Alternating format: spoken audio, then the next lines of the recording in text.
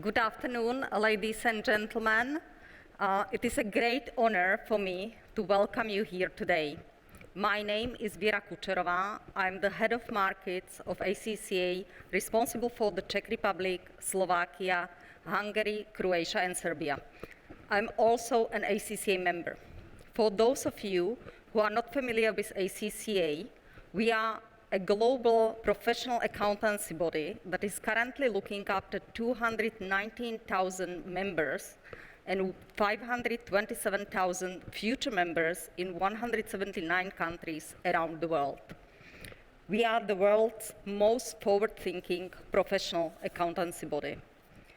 We believe that accountancy is a cornerstone profession of society that supports both the private and public sectors.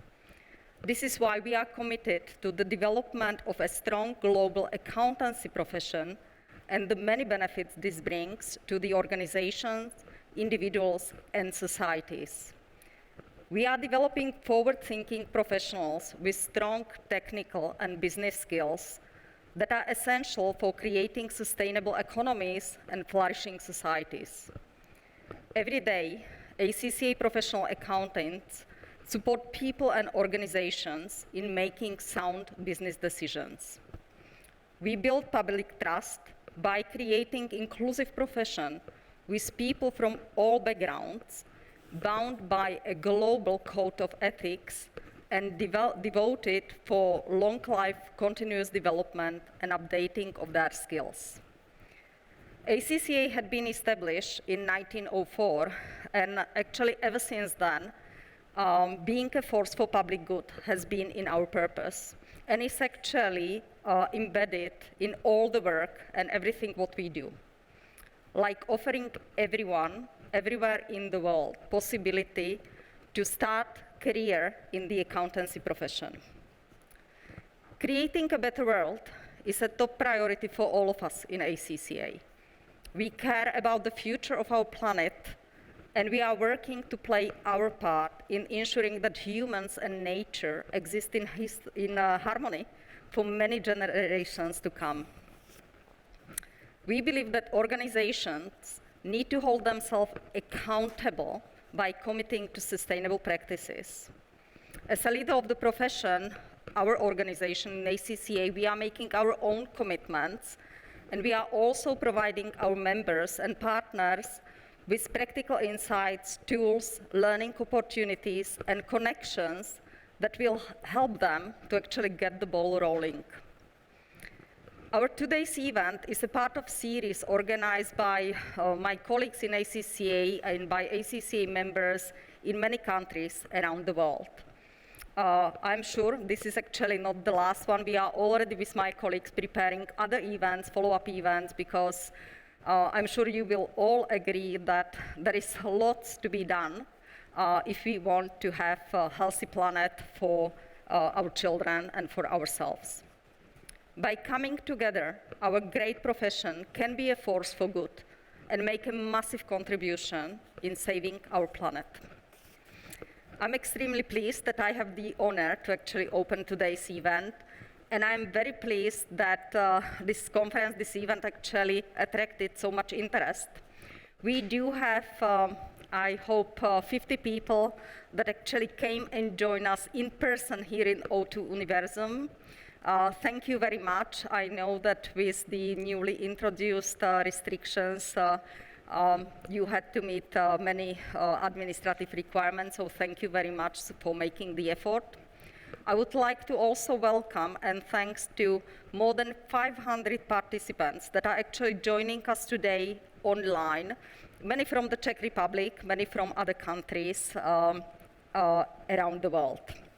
So thank you very much.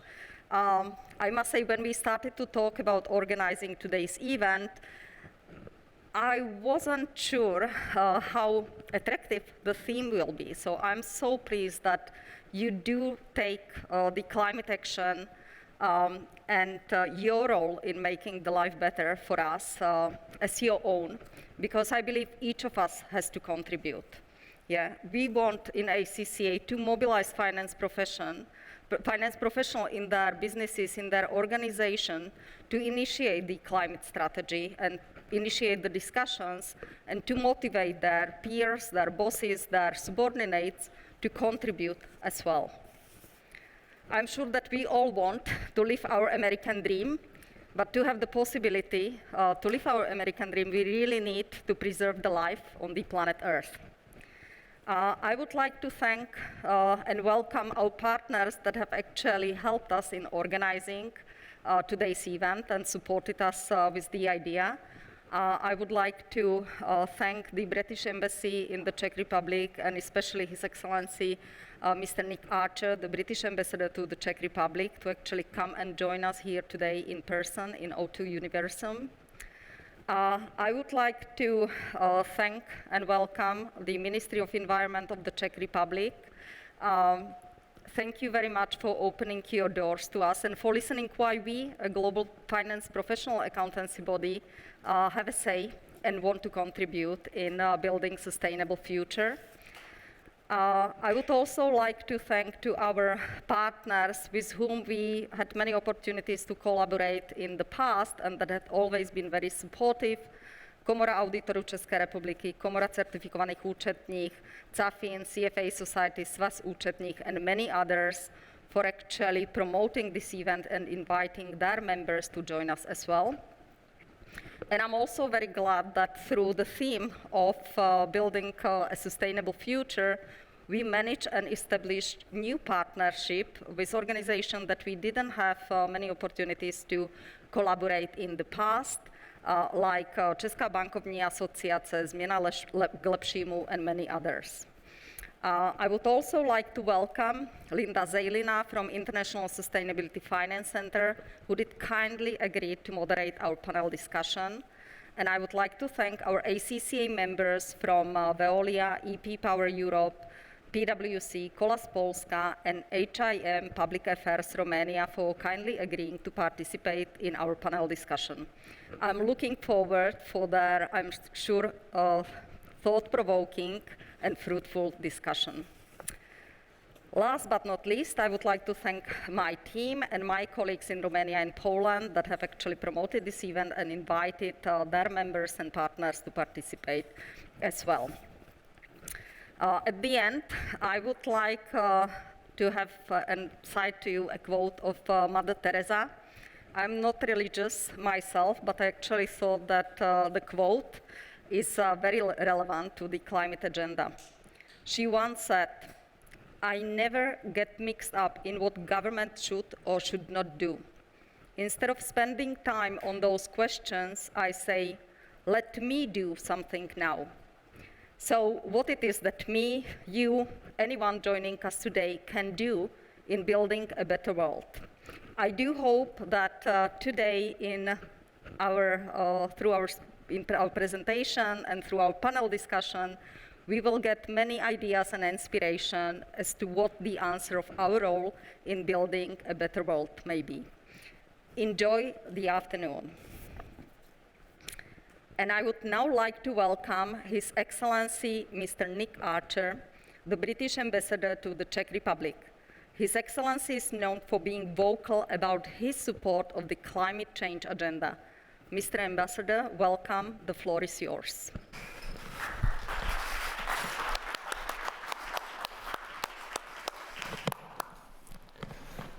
Vera, thank you very much indeed. Two things I want to do really this afternoon in not many more than 2 minutes.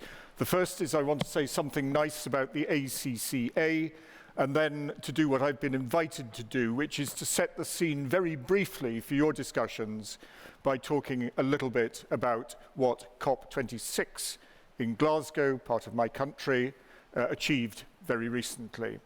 So the ACCA, I'm going a little bit off script here, but although it describes itself and is a global organization for professionals, for accountants, and global is undoubtedly what it is in the 21st century.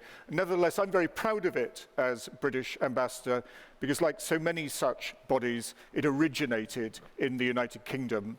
And we talk a lot in my business about exports, exporting this, exporting that. We often forget as the British that at critical moments in recent history, our perhaps most universally welcomed and valuable expert has been standards, professional standards, and the fact that the ACCA is so healthily flourishing in Central Europe, I guess, shows that those standards are valuable and that people want to identify themselves with them.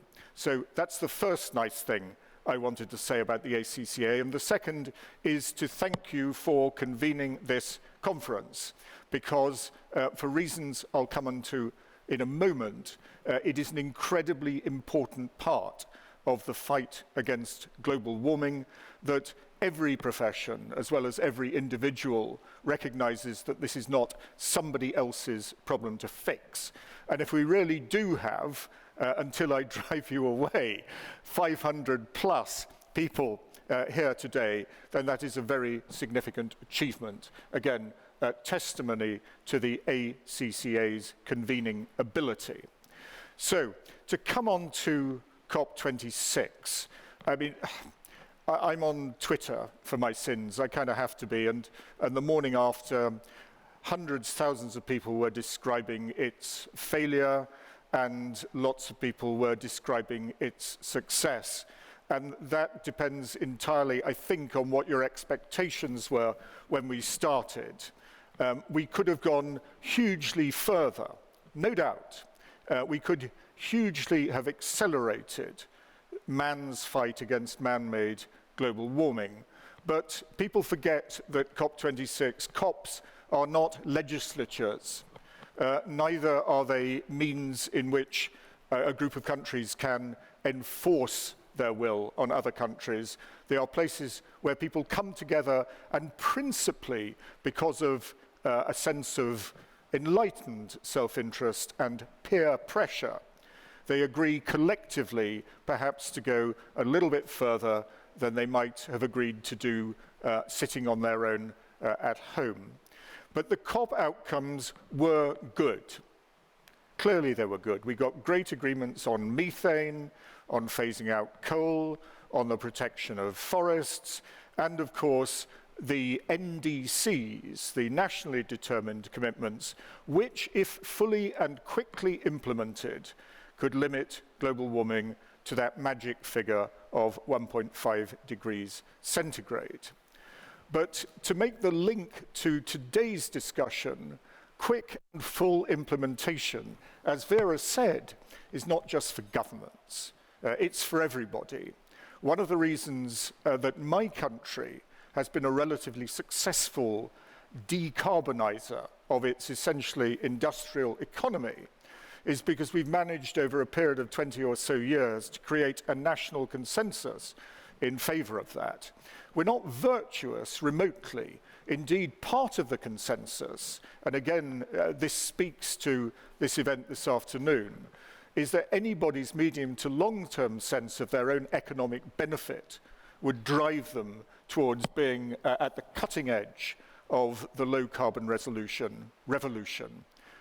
I don't have the figures precisely in my head, but I guess you all know anyway that if you're looking across business sectors, green tech and low carbon are two of the sectors which are simply going to grow more quickly than others. And if you want to be part of that growth, then you buy in early and wholeheartedly. And if you think it's all a bit of a con or it's not real, then you stay out and you realize the poor quality of your decision too late. But if we agree that achieving 1.5 degrees requires global action not only by governments, but critically by businesses, and then underpinning that by families, both in how they run their homes and in how they make their consumer choices, then a group, a professional body as important as numerous as the accountancy profession must have a role to play. Partly, of course, because of your intimacy with business, your familiarity with balance sheets, and therefore your ability much more quickly than other people to see the point. There are no prizes to be won from hesitancy, no prizes at all. One of the things that has frustrated me about the climate debate in this country during my time here is that it's so often couched in terms of the threat to our quality of life that action on climate change presents. Far too little has been said hitherto about the threat to our quality of life that inaction on climate change presents. And the reason that I speak a lot and passionately on this subject is I want to be part of a change in the character of the dialogue about this important subject in this country. Anyway, as you can hear, once I get going, I could go on for hours, so I'm going to stop myself now. COP26 set the scene. And if I can say one last thing about it, the one thing we all know now after COP26 is that it's not weather. You know, we all know that we're entering a period of a new low-carbon economy globally. What we don't know is how quickly we'll get there. What we do know is the longer it takes, the slower we act, the more expensive and disruptive it will be.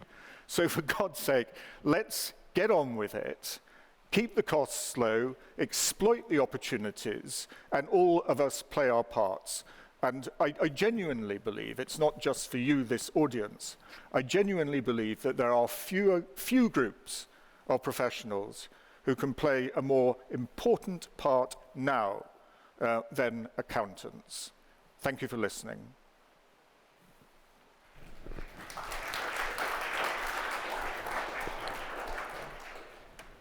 Thank you very much, Mr. Ambassador. I certainly appreciated the passion with which you are talking about the subject. And thank you very much for also mentioning that, yes, the climate action is actually bringing lots of opportunities, and you are right in saying we shouldn't be only talking about, you know, the threats to our standards of living, but talking about the benefits of solving, that will be, well, for each of us, but also for the next generation. Thank you very much. Next, I'm going to welcome Mrs. Anna Pasková, Director of the Department of Environmental Policy and Sustainable Development of the Ministry of the Environment of the Czech Republic. As you probably know, it is the Ministry of Environment that is responsible for setting up the goals and strategy in the area of protection of the environmental and climate change. Mrs. Pasková, welcome. The floor is yours.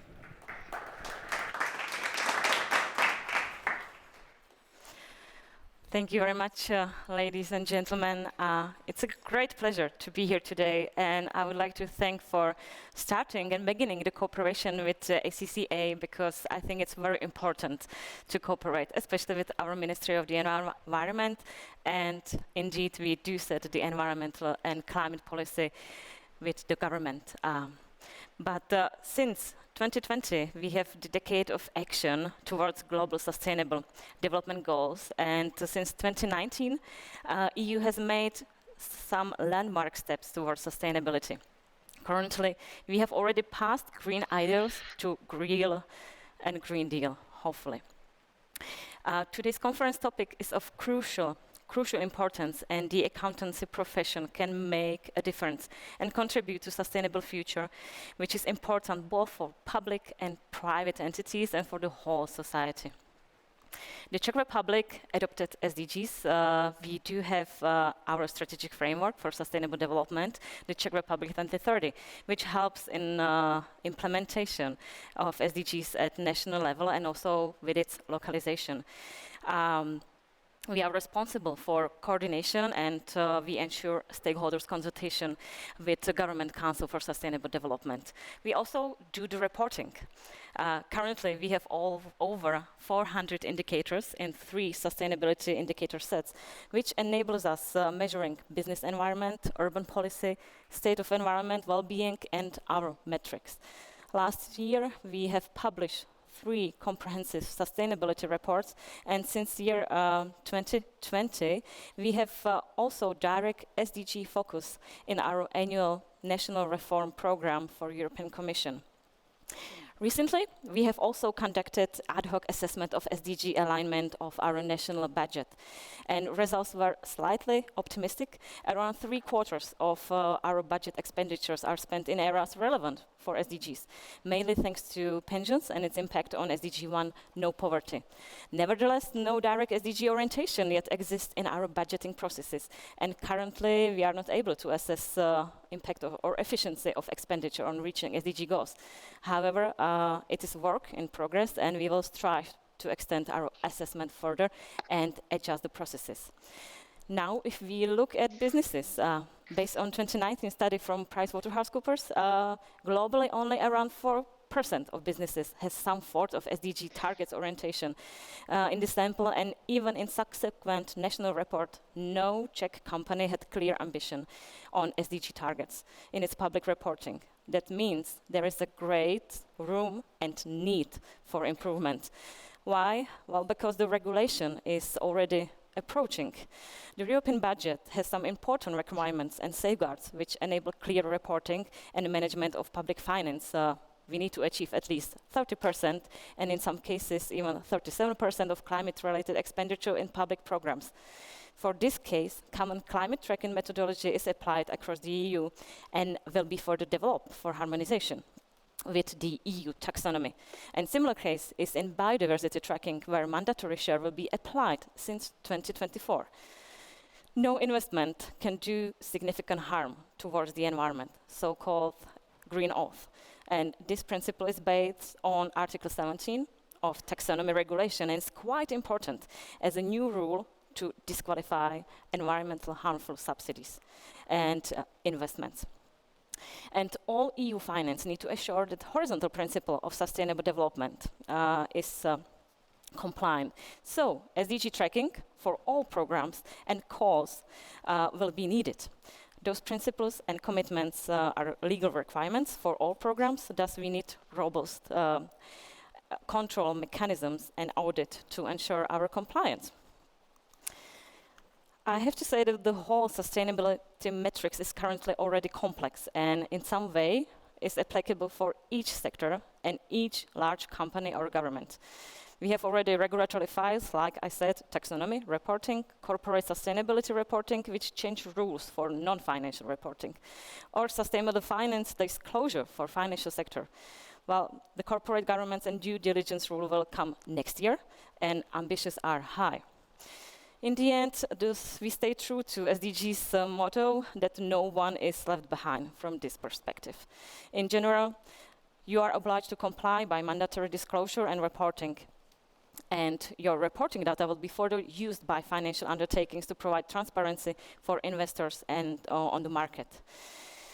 The most important goal of this framework, and I would like to stress this, is to mitigate greenwashing and provide also transparency into market. Well, the new reporting requirements can be complex depending on each company's activities and organizational structure. And given the ambitious implementation schedule, we encourage you to prepare for the granular entry into application by identifying which of companies' economic activities are covered by the European classification. Consider the methodology for calculating the indicators and alignment with the technical screening criteria. And where necessary, it should be also adapting your information system and processes. Well, the reporting obligations are increasing, and it's very important to maintain consistency between the information presented in the management reports, in other communication materials, and in financial statements. There are growing expectation of investors that companies consider climate change and the commitments made in this regard in their financial statements. It's not only like a global movement, but also we see this change in the Czech Republic. And this was true in Paris, it was true in New York, also in Glasgow. I would like to mention that the new Glasgow Financial Alliance for Net Zero gathered companies with 70 trillion assets in portfolio to deliver 2050 climate neutrality goal, and each will create own zero transition plan. So please start thinking about this aspect and involve all relevant departments, their governance bodies, their statutory auditors. Sustainability reporting, in the case of taxonomy, is already linked to financial performance, and you wouldn't be able to work in silos to provide high-quality reporting, which is expected and which we encourage you to do. And we are happy that you have put this topic on the table, and you will develop more. Thank you very much for your attention.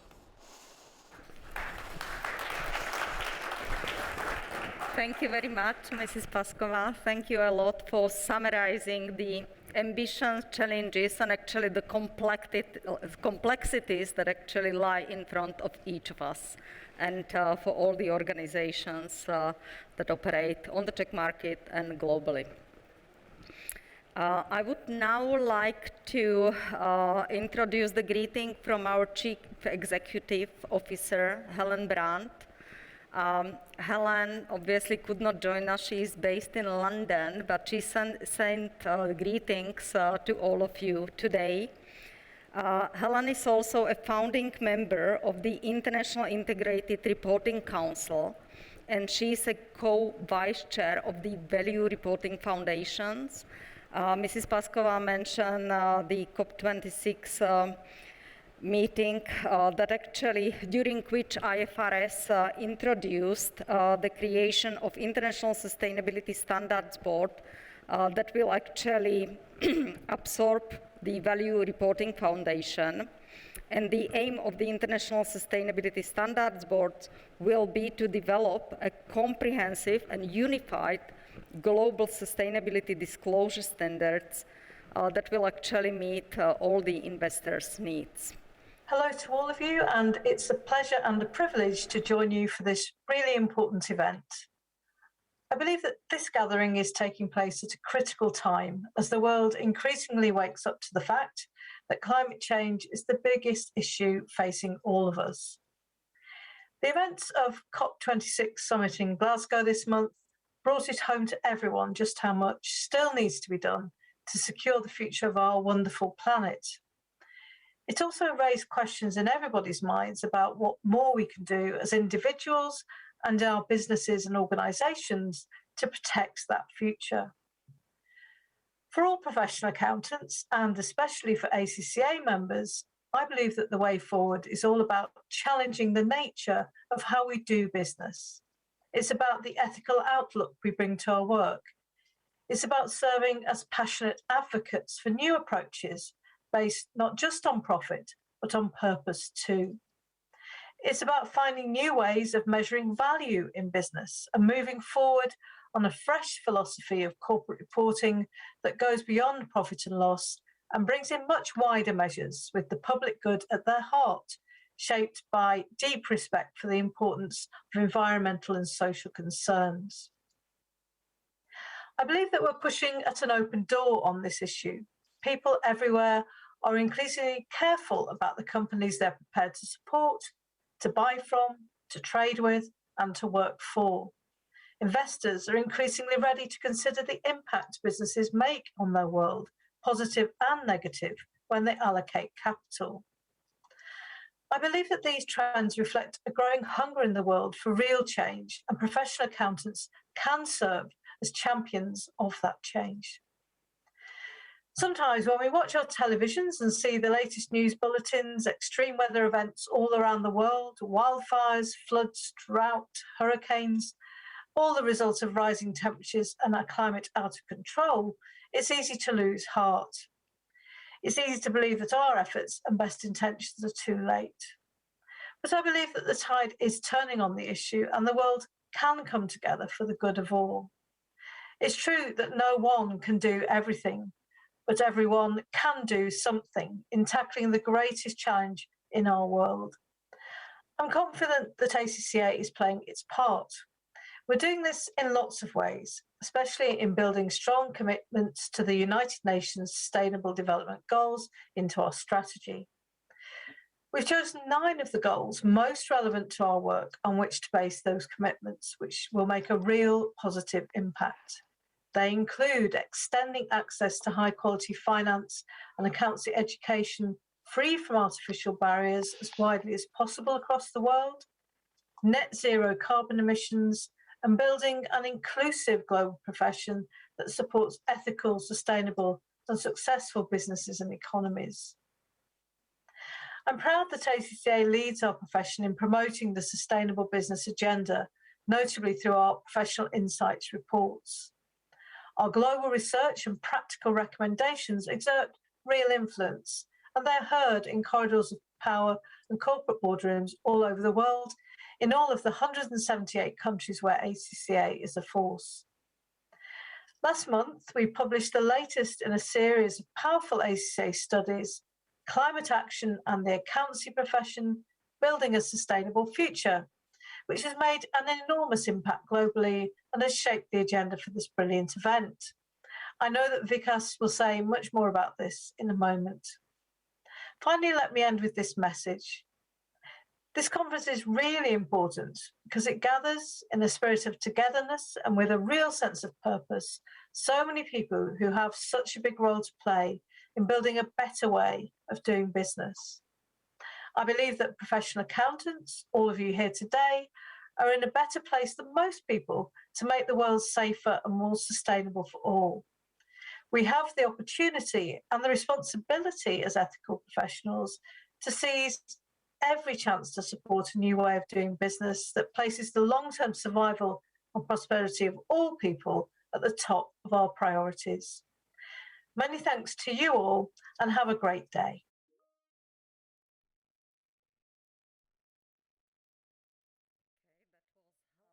And I believe now it's the time to actually present the PI report, which actually gave the name to today's event, Climate Action and the Accountancy Profession, Building a Sustainable Future.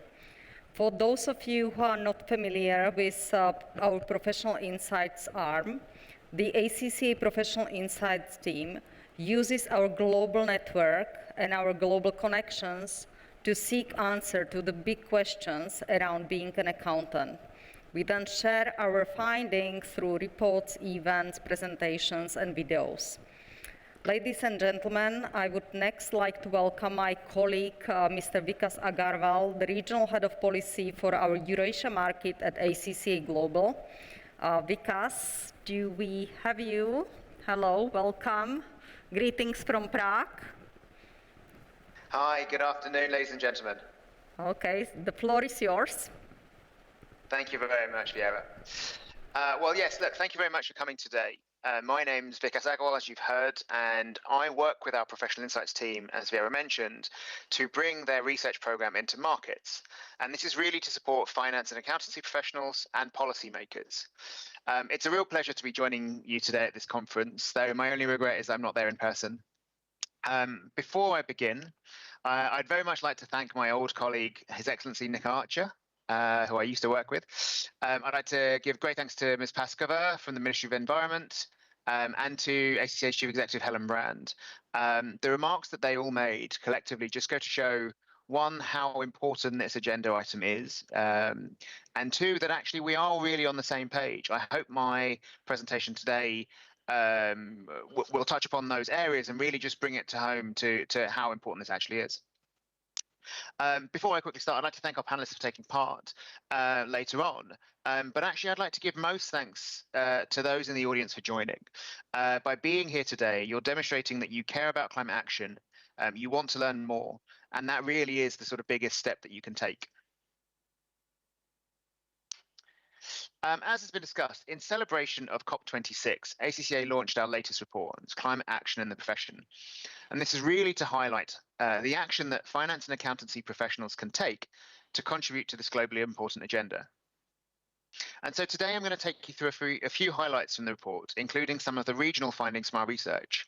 I hope from today you take away three things: why we need action, what that looks like, and how you can play your role in it.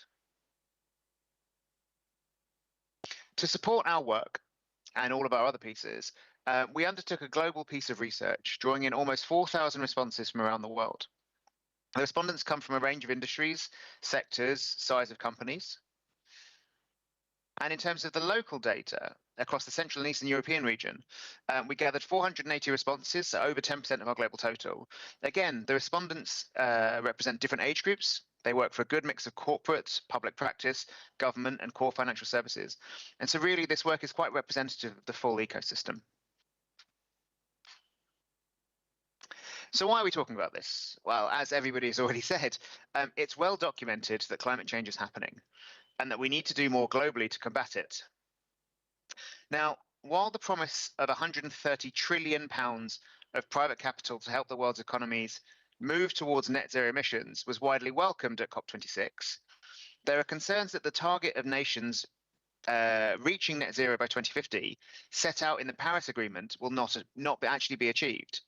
Now, reaching net zero emissions by 2050 is essential if global warming is to be limited to 2 degrees Celsius or less. Before COP26, more than 100 jurisdictions signed up to the plan, including the European Union, Japan, and the US Biden administration.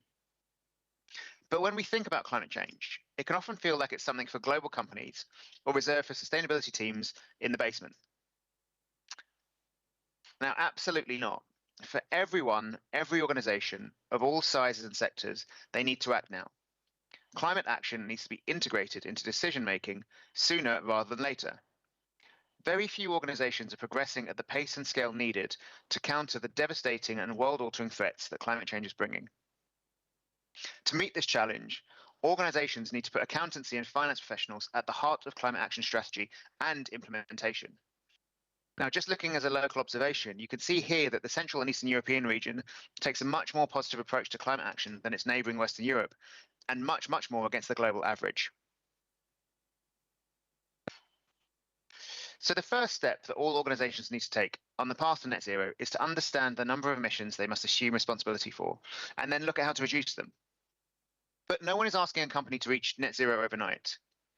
The best way I've heard it is put as this, is that we need lots of people doing it imperfectly now, rather than depending on a few people doing it perfectly and waiting for the future to act. The finance function is in a unique position to make change and be at the centre of sustainable development, whether that be in reporting, as Ms. Paskova said, or in assurance, in natural capital management, or in sustainability investment. Now, when we talk about investment, there's an assumption that it has to be a lot more. Now, for many companies, that might be the case. For most, it means more, but broadly, it's really about repurposing existing investment. As I mentioned, the financial commitments made at COP26 are encouraging, but the biggest commitments are coming from those with the most resources. Distribution is not equitable. The money really needs to move to markets where the risks are higher. And that's why the formation of the ISSB is so encouraging. Standardized reporting around climate risks can be a great mobilizer for climate-related capital. On a positive note, it's good to see that the majority of our respondents recognize this challenge as a much more urgent need. To deliver on climate change and net zero goals, governments are developing policies, enacting new laws, and enforcing them through more robust regulation. But aside from individual government action, several pan-global frameworks and initiatives are starting to reshape thinking and priorities when it comes to the climate emergency and wider ESG concerns. One reason we say accountants and finance professionals need to be at the heart of climate action is because when regulation comes, and it is coming, they will be central to understanding the financial impact of it. The formation of the International Sustainability Standards Board, the ISSB, has been widely welcomed by regulators and standard setters across the world as companies are put on notice that they should should be prepared for reporting requirements to emerge as early as 2022. As part of ACCA, we are incredibly proud to have been part of this journey in that the foundation of the International Integrated Reporting Council, and then the merger to become the Value Reporting Foundation, and now the subsummation within the ISSB. It just goes to show that ACCA is actually at the heart of the moves that are being made in the climate agenda. But thinking about it, it isn't just governments that are demanding action. People are too. And we know very well that when people come together, they can move mountains. And I say this especially when they're armed with social media. You can see on these graphics from an old McKinsey report, consumer sentiment on sustainability and fashion. You can pretty much extrapolate this to any sector, and the results are broadly the same. The point to take here is that younger generations are behaving differently to older generations, and COVID has just poured petrol onto the rate of change. Now, if you're a business forecaster or strategist and you see data like this, how long do you think you'll be able to justify your current level of climate inaction?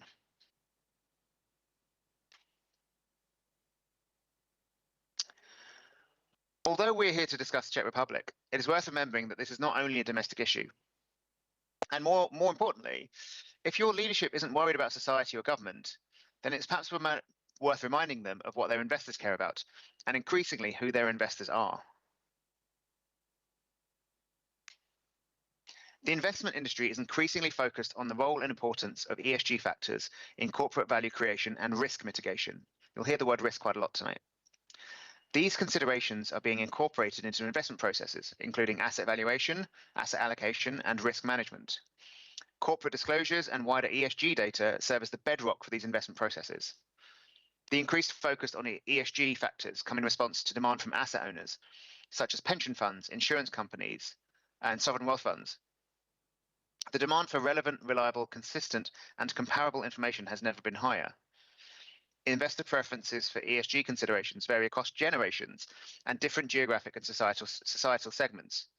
This really reflects a shift towards greater alignment with personal values and beliefs. Remember I said, who are your investors? The millennial generation in particular is more likely to attach higher importance to ESG considerations and their alignment with personal values in their investment decisions. And younger people are investing more. They have more access to investment platforms than ever before. You can buy shares, you can change your pension at the touch of a few buttons on your phone. So we need to have a think about this. There is also a growing focus amongst central banks on the financial stability implications of climate change risk. And that's really including balance sheet exposure to stranded assets. And we know that this is driving investors to form a more holistic view of risk. The investment industry is evolving, and it's evolving towards a more purposeful form of capitalism, stakeholder capitalism, really. Now, by allocating capital today towards sustainable business models, investors can support the creation of value for wider societal impact. That's a lot of words, but in effect, what we're saying is that investors now are thinking about how they create value, not just monetary value, but wider societal value. And we know this because shareholders are coming from a whole different range of locations. So that's the why. Customers, regulation, investment. Now, if that's not enough to change your mind about all this, well, then I really don't know what business you're in, and you can probably switch off now. But if you're still listening, and I hope that you are, let's discuss how we can start making this change. First things first, we need to bring climate change into your decision-making and strategy.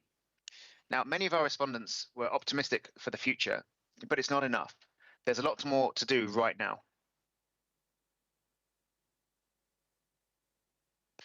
It helps to think about the impact of inaction.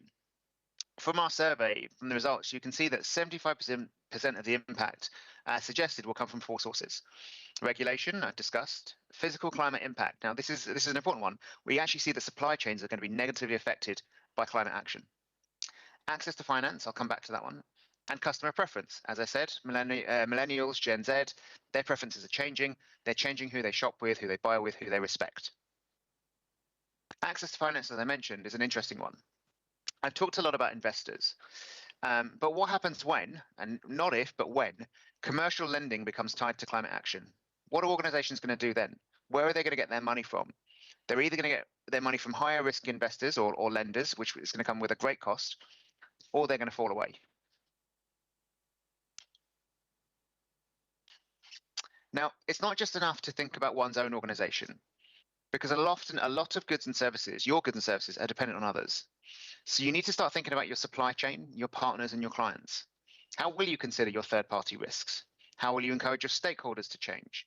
Are you going to find new supply chain partners? These are all considerations that an organization needs to think about.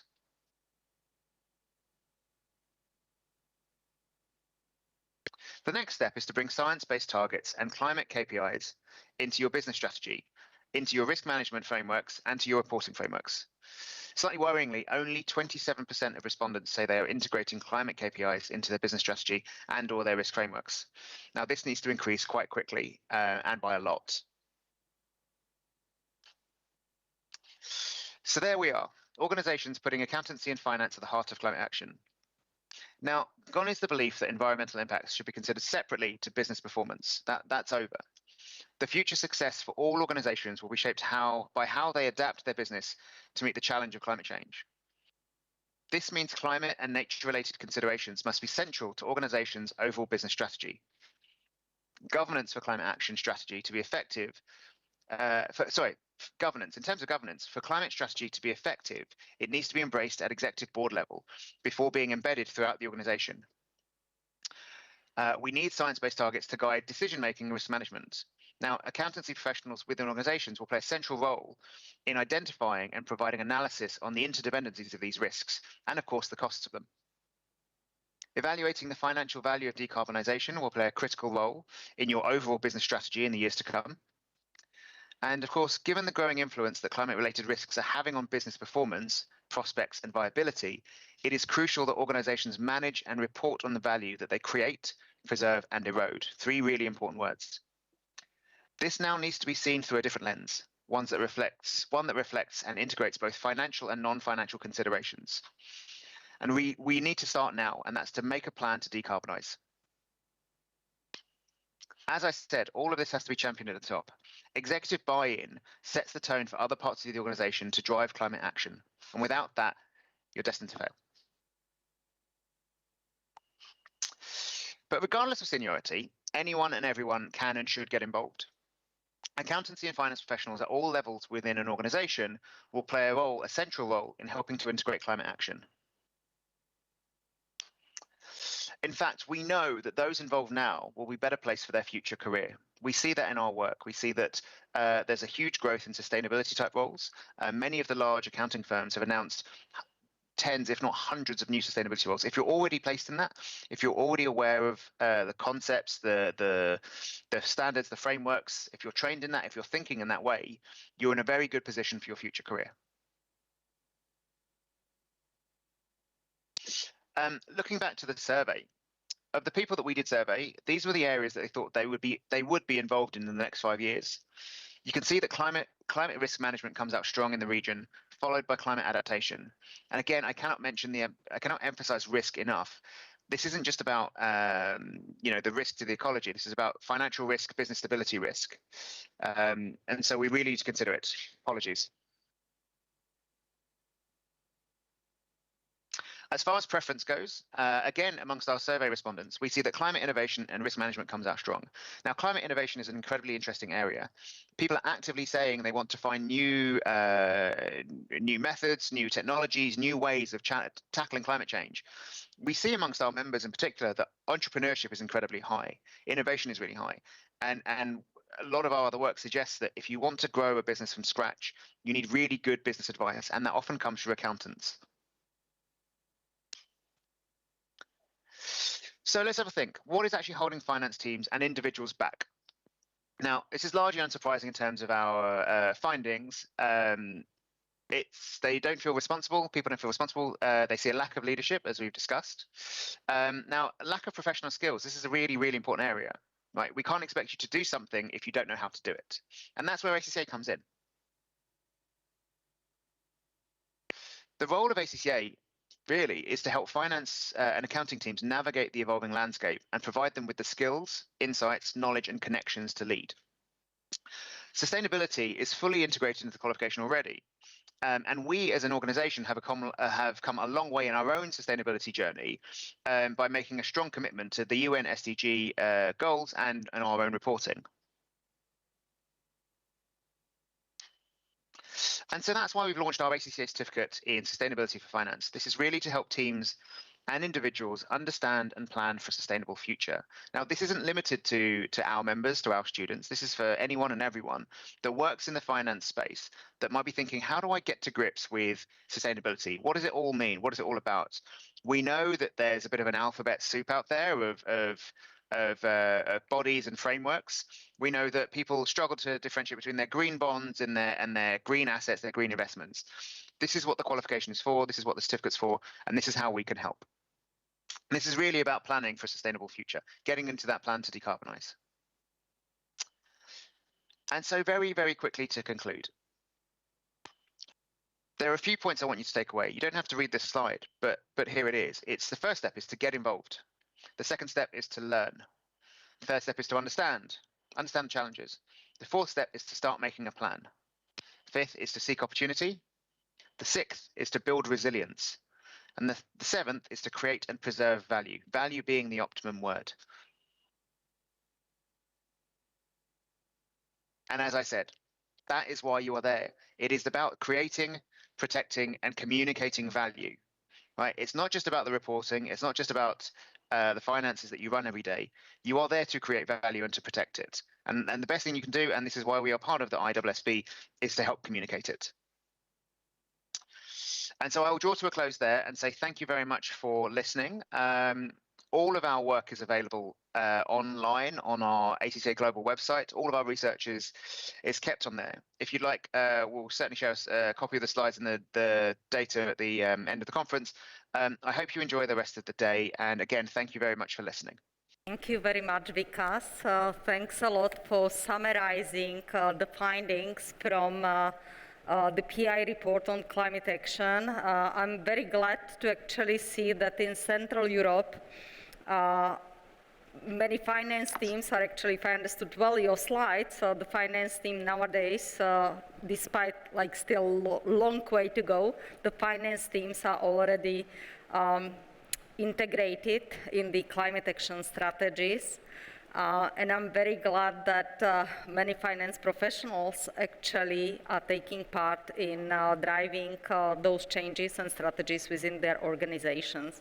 Thank you very much, Vikas.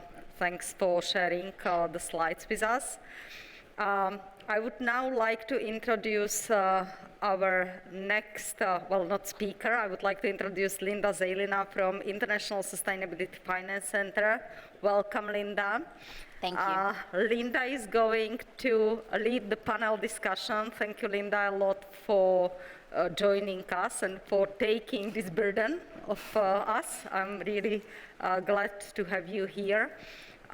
So I think with that, I will leave you the floors and to invite your panelists and enjoy the discussion. Thank you, Vera. Welcome, everybody. Great to see you all here, and thank you for ACCA for hosting this event. We have quite an exciting, more interactive session now coming up, where you can actually also ask questions. So please don't forget that as registered participants, you do have an option to go online and actually register a question. So listen in and ask questions. So tonight with us, we have first up Mr. Philip Bielak, please. Can I ask you to join us? Mr. Bielak is the CFO of EP Power Europe and has been working in various finance roles for over a decade. He's been with the EPH Group since 2013. Before that, he spent over a decade at KPMG, and he's held a variety of different positions within the organization. Then next up, we have Andrzej Beranek, please. Mr. Beranek is the Executive Director of Veolia Support Services, and prior to joining Veolia, he worked at Ernst & Young, again over a decade, where he held various positions ranging from audit to consulting, and he actually, very interestingly, has studied strategy and innovation at Maastricht University. So he has a bit of innovation thinking there. Then, next up, we have Mr. Jan Brazda, joining us from PwC in Czech Republic. Mr. Brazda is advisory partner at PwC. He is also the vice president of the Chartered Financial Analyst Association. And his role is very interesting because it's regional. So in his current role, he's looking after over 20 different countries across the entire CE region. And before that, he's had, again, over a decade of experience in corporate finance. Last but not least, we also have a very international panel because we have two participants joining from abroad. We have Mr. Grzegorz Maciński joining us from Poland. There we go, they've popped up. Grzegorz is a Group Finance Director in Poland for Colas. He is a professional who started his professional life in the Big Four. He worked on audit, production, then he worked on automotive and steel industries, and he's also been with Alstom in Poland before as a CFO. So welcome, Grzegorz. Hello, good afternoon. Great. And last but not least, we have Julian Harpa. And Julian is the Managing Director of HIM Public Affairs in Romania. He has extensive international experience as audit manager for global operations of OMV Petrom and Cameron USA.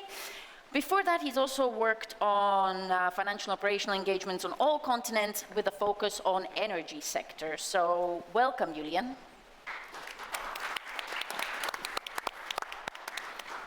Right, without much further delay, let's start digging into some interesting questions also about the survey that we just saw.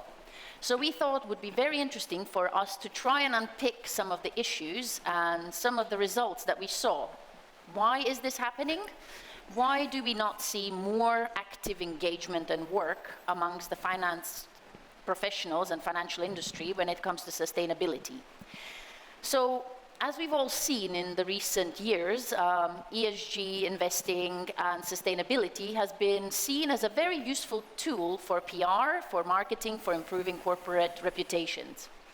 However, we're getting a feeling now that the realization is coming that, well, actually this might be a key topic for business profitability, for value retention, and also a very important driver of an engaged workforce and for talent recruitment. So my first question to our dear esteemed panelists would be, do you believe there's enough understanding about these changes in business, about these opportunities that you can actually exploit, as one of the speakers, I believe it was His Excellency the Ambassador mentioned, these business opportunities that you can really exploit from this greater focus on climate? And also, is there anything more we can do to improve the current situation? To start with our speakers, I'll ask Philip, actually, to my left, to join in the conversation and maybe kick us off. Sure. Thanks for having me, by the way. So it's a pleasure.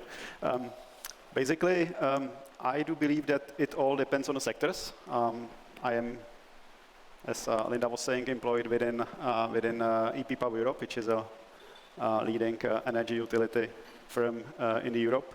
And clearly, sustainability, ESG, decarbonization is a big theme for us. So it's part of overall strategy, it's part of finance, it's embedded in the KPIs. So in that sense, I think that energy sector in general is fairly advanced for obvious reasons, because you know, once you emit, you have to pay for the CO2, it costs money, so simply needs to be somewhat more efficient in that area. And also, from the sustainability perspective, it can contribute probably the most in terms of leveling down the CO2s. So from that sense, I think it's quite well off. Obviously, there is a long journey ahead of us, clearly. And in terms of what could be still improved, I think it's more about harmonization.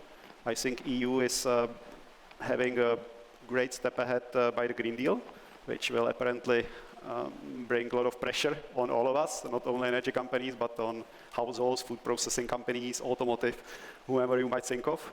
So that would kick in fairly quickly. And then I think, and we see it already, there is a great role of financiers, financing banks and investors who simply love ESG. So that's also propelling the whole wheel and making the story sort of like living on, because without financing, we know that simply we cannot move ahead. So these are from my perspective kind of like the main constituents, but there are like tons of more, I bet. Thank you. I think it's interesting that you mentioned both the investor pressure and also the regulatory one. So let me move on to you, Onjay. What do you think is the main things that we could do better, and where do you see the main opportunities to exploit? Since sitting at Veolia, you must have seen big changes in the sector. So just to add, I think Philip said most of the stuff at the beginning. So I was trying to react to what we do in finance, actually, in this respect, because like we at Veolia, we always try to, and sustainability is like part of our strategy as such, but I also try to look at it from the perspective that what I can bring from the strategy into my department, which is our shared service center. and try to look at the things what we do, how we could do them better, faster, without using paper, traveling, be more online and stuff like that. Because I think this is where we can add value as the finance people from the beginning.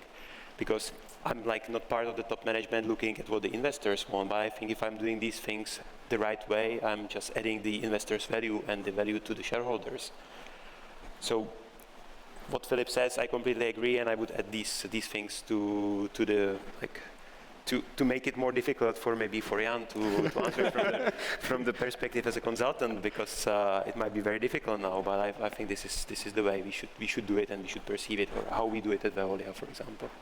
Thank you. Actually, moving to you, Jan, that's a good question, right? Sitting in a consulting role, what have been the main changes that you have seen in the space in client requirements? And the efficiency question is a good one. Is it more efficient? Can you add efficiency? Can you add future savings? So what should be the main motivation to embrace sustainability? Well, honestly, also thanks for having me here. When I was looking at the outcome from the survey, I was quite surprised, because I don't see the CEE reality that optimistic, I must say. I'm not sure which companies have been interviewed, maybe EPH and Veolia, who are more advanced, but if we are looking at the whole market, I don't think we are there as yet, that optimistic, that far. So that's my first observation, and I think that one of the reasons is that the leaders there are many leaders who are either in the denial stage, or they see it really only as a threat, not opportunity, or they just pretend that this trend is not yet here, and they don't do anything, just bury their head in the sand, and that's it, just wait, yeah. So I think this has to change there, and to reply to your question, I mean, why and what can be done? I think in the Czech Republic we also need to realize one thing is that as the economy, we are even more impacted by the global warming than the other economies. I mean, for three key reasons. Yeah? One is obviously we are per capita one of the highest polluter in the world, which is on its own quite a big argument. The second point is that the global warming has impacted us much more than the global average is, because in the Czech Republic the temperature rose by 2 degrees centigrade over 50 years, but the global average is 1. So you see that it's very unevenly distributed, this impact. And the third, 9% of our GDP is coming from the automotive, which is already impacted a lot by this trend. And if we are not doing anything, we might actually lose quite a lot of our GDP. So I think all these three arguments should open the eyes to the leaders, especially in the public sector, because they are not doing that much in this respect, besides the European Union subsidies, etc. And really need to put the words into the action, I would say. Thank you. I think that's a very good linkage also to what we saw in terms of understanding the risks and somehow figuring out how you're going to mitigate and start working on them now. Because what we've seen from our work, usually when people try to do something later, it ends up more expensive. And also people who start earlier and can show the expertise, they usually then become the go-to experts. Because guess what? It takes time to build up that expertise.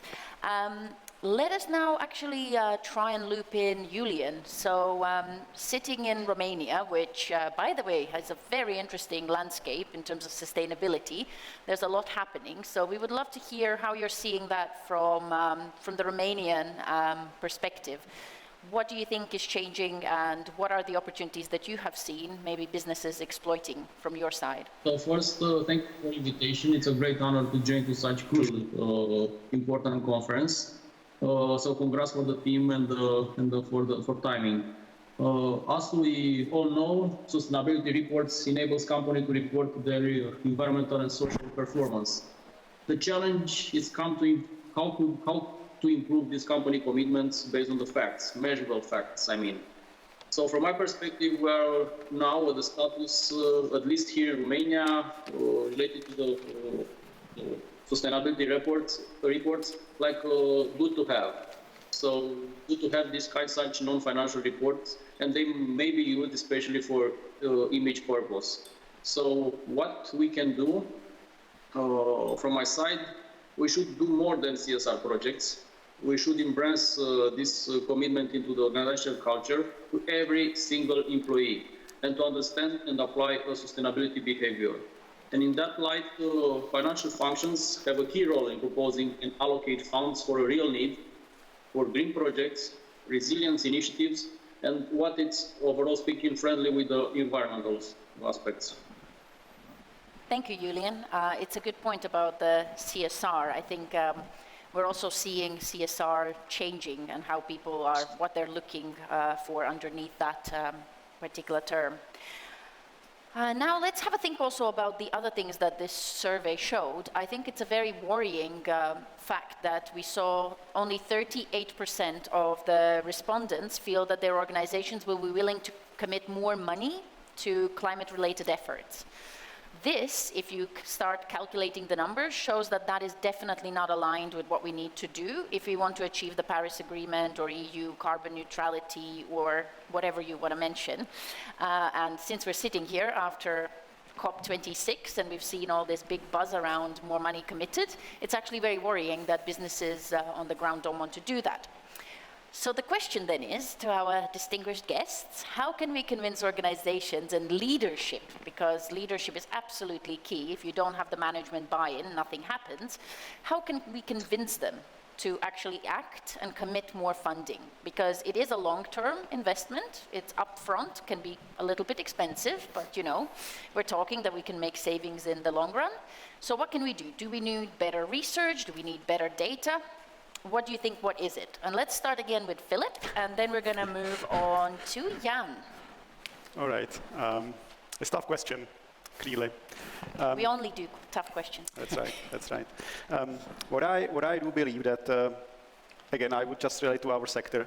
It's really long run, long term. So it's not about seeing results within 1 quarter, 2 quarters, just to report better results on the stock exchange. Doesn't work that way. So it's about a long-term commitment. That must be there, and I can tell you it's a journey to get there, to that commitment. Yeah? We have the targets, okay, everyone agreed in the EU that we will be decreasing CO2 pollutions by 55% by 2030. Nice target, but how to get there? You know, what individual steps should be there on the way to achieve that? And for obvious reasons, because of, let's say, not harmonized environment, not having the EU harmonization in place, what is actually environmentally friendly, what is not environmentally friendly. It was very difficult in the past couple of years to decide which way to go actually. Like, should it be hydrogen? Should it be gas? Should it be storage? Should it be waste to energy? Biomass? You know, so the companies just were making decisions here and there, and based on, kind of like predictions. Is it going to be environmentally friendly in 5 years to go? Because when you build out a power plant, it lasts for ages, right? It's like for 20 years plus. So you need to make a good decision. And for that, obviously, you need information. You need insights.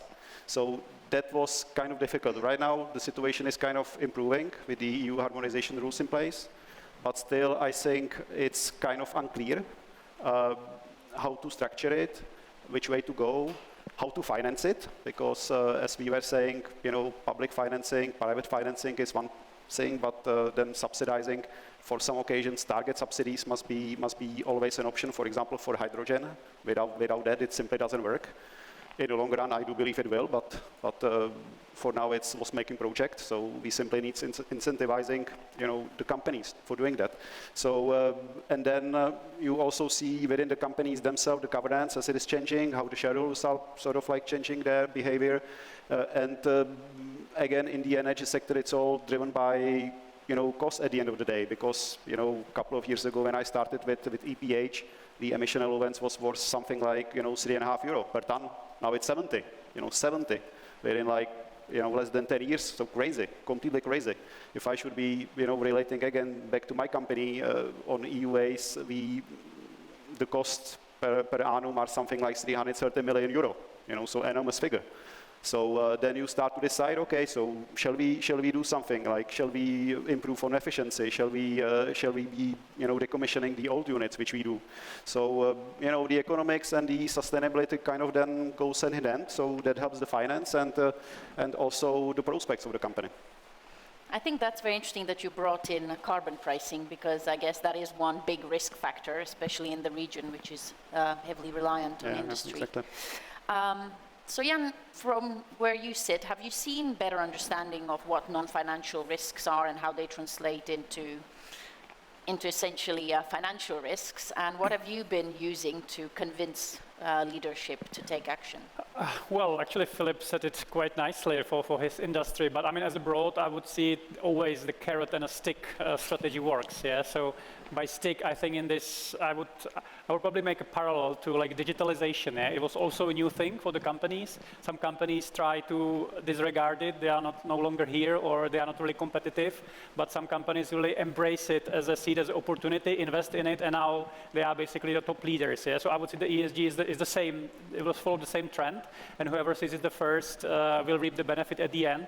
I agree with Philip. Everything has its costs, and somebody needs to pay for it. Even the company, or you need to basically provide the carrots. Yeah, even the subsidies, or the regulators needs to cap the emission allowances. I mean, whatever, just to make it really happen, because it's going to be costly. But in the long run, I think that everybody agrees that right now the costs will be outweighed by the benefits. Yeah, because the company actually might no longer be here if they are not doing anything. Yeah, and I think this is probably the most encouragement for the Czech companies or the C companies, that they are not doing anything unless they see that they cannot get financing, they cannot get funding from the subsidies and the financial instruments. They cannot issue new, I don't know, green bonds, whatever. They cannot get employees, because the new young people, they like to work for the companies who are like thinking about the environment.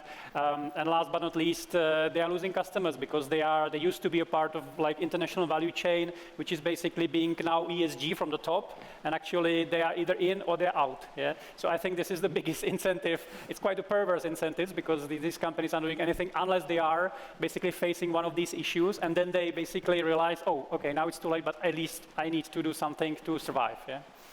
Yeah, I think that's a very good point. It's about survival. Initial survival, then hopefully thriving. Andre, do you have anything to add on this point, sitting again at a company that has to deal with this?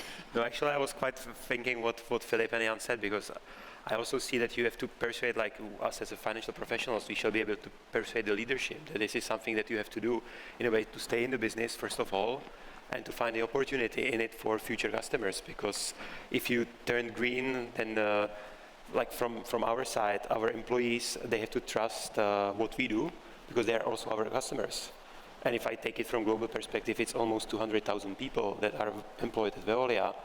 And imagine if it's 200,000 households that you are supplying with all the free business lines we have. So I think there must be quite an extensive trust of the employees into the business, and then of course of the leadership, in order to bring it back for what we actually do and what we strive to do from our perspective. Thank you. Very interestingly, though, what we saw in terms of also the survey and what we've noticed even in our work is that it seems that sustainability lives in a separate part from the financial decision-making, risk-return profiles and things like that. It's just like an ESG department, lovely. So that brings us actually to one of the survey results that show that only 1/3 of the respondents of this ACCA survey, which I think is actually very optimistic, I agree with Jan, say that climate change considerations play a significant or central role in their financial decisions. And even more worryingly, only 13% of the respondents mentioned that the accountants and finance teams are actively involved in climate action efforts at their organizations. So it means that finance lives in its separate silo, which is a big problem, at least in our opinion, because we do need better skill sets to deal with this. We need deeper expertise. Which brings me to the question in terms of how can we use and leverage these great financial experts that you have in your organizations to actually improve the sustainability strategy, the overall business strategy, and are we lacking skills? Do we need to work more on skills? And for that, I'd actually like to loop in our colleague Grzegorz, who's joining us from Poland. So having your wide experience, professional experience in the sector, would be very interesting to hear from you what you think we are missing and how can we reconnect the silos. Okay, maybe just to explain, maybe let's say in the organization who already put, let's say, environment in the targets, because we start for some months ago just to recognize how much CO2 we are producing. Colas is mainly, let's say, it's a global business and in big group, in the big French big group. So then the building of the roads, let's say, is responsible for the 60% of the CO2. So this is for us quite important. What can I say? That we already made that good step because we already, let's say, identified the problem. Of course, we cannot see that we are perfect because today we are trying to analyze how we can measure and where we are just to go in the next steps. Because I think so what is important in this question that how the finance guy can, let's say, somehow, which kind of methods we can use. Of course, we can use and came back to the methods which are already known in the finance, like, for example, value for money. And in this concept, we can go to the measurement of CO2. We can also use, let's say, the kind of NPV method, net present value, also from the point of view of the payback concept with the reduction of the CO2. So in this case, I'm really not worried about the, let's say, the finance strategy for the calculation, but what we really face, I'm a little bit worried about the skills and the tools which can help us, let's say, to improve the situation, because in this action, let's say, we are doing this first time, and this is for us for sure not easy, but what is really hard is to identify how to measure, because, for example, when you building the roads, when you put hot asphalt mix on the road, you are using the different subcontractors, you are using the bitumen, and problem is how to measure, for example, what is the real usage of the CO2 in your production process. And this is, let's say, not only part of the bitumen, because then you can take it from the Orlen, Lotos, the big companies, which usually knows how much CO2 they're using in the production, but there is more problem with subcontractors which, for example, use different kind of trucks. Part of them are the old one, part of them are new one, and we know the emission. But when you take all the action together, you will see that this is not so easy to find the real calculation and to find where you are. And I think so that we are at this stage in very important point, because we need to define how to calculate. And I think so that here we cannot do, let's say, big progress without application, without the system, who can really help us to measure and, let's say, to see where we are. And I think so that we are quite advanced, because, like you mentioned, only 13% of accountants, let's say, recognizing that in the companies they've got the targets, and I think so that we are in this 13%. We already did one step. But then what we face is a problem with the system and the measurement, and recognize how to measure and, let's say, how to go ahead. And this is for me quite maybe technical problem, also connected with the skills, but it will be not so obvious to learn the people, to learn the organization, and then to go ahead. Thank you, Grzegorz, and thank you for bringing up the very old issue that we have of measurement, because as we keep hearing, you can't manage what you can't measure, and so on and so forth. And this was also a big conversation at the COP conference, because pledges are all very nice, but to move forward, we will need to set KPIs and measure. So it'd be very interesting to hear from your perspective, Philip. How have you seen this space evolving? Are you doing Scope 1, Scope 3, Scope 2 emissions estimates? Do you work with estimates? Do you try to calculate what do you think is the way forward, essentially? Okay. What we do, again, in the beginning there was a discussion, right? I mean, there are various frameworks how to report KPIs, tons of them, thousands maybe. So initially we have selected one framework, which is GRI, that we use for reporting, and we set up KPIs that are, again, relevant to the business that we do, energy. We have basically a list of them. And clearly, we then select those that are kind of the substantial for the business. Now, these are the ones that we also use internally for managing the performance, for pretty much observing what is going on. One of the key ones is, for example, intensity factor, which means that how many CO2 tons we do emit per 1 megawatt hour of electricity produced. And here, for example, we have done a great step. So since 2014, we have improved this ratio by something like 60%. So you see that all these basically continuous investment in the technology actually pay off at the end of the day. It takes time, but pay off. And then secondly, the big targets that everyone is interested in, specifically the public and also the private sectors, investors, Are the targets about decarbonization? How fast do decommission the old, hard coal plants? So we have targets for those. We, for example, till the end of 2023, we have publicly announced that we will be building off 80% of the existing fleet of hard coal plants. By the end of 2025, all of them. And these are like the individual steps to be then net zero by 2050. So these are the commitments and targets that the company has issued and publicly communicated. Now we have to deliver. So for those reasons, there is the sustainability report that we use. We have rating, ESG rating from Sustainalytics, from S&P. So quite a big piece of work that we have gone through over the last couple of years. And again, I will just be repeating myself as a journey. So in the beginning, it was really tough, to set up the framework, to really specify the KPIs, to push the companies in the group to report on those KPIs, to measure per those KPIs, to get the people involved, from the boards, from the operations guys, that it actually makes sense. So, it's kind of like the continuous improvement, sort of.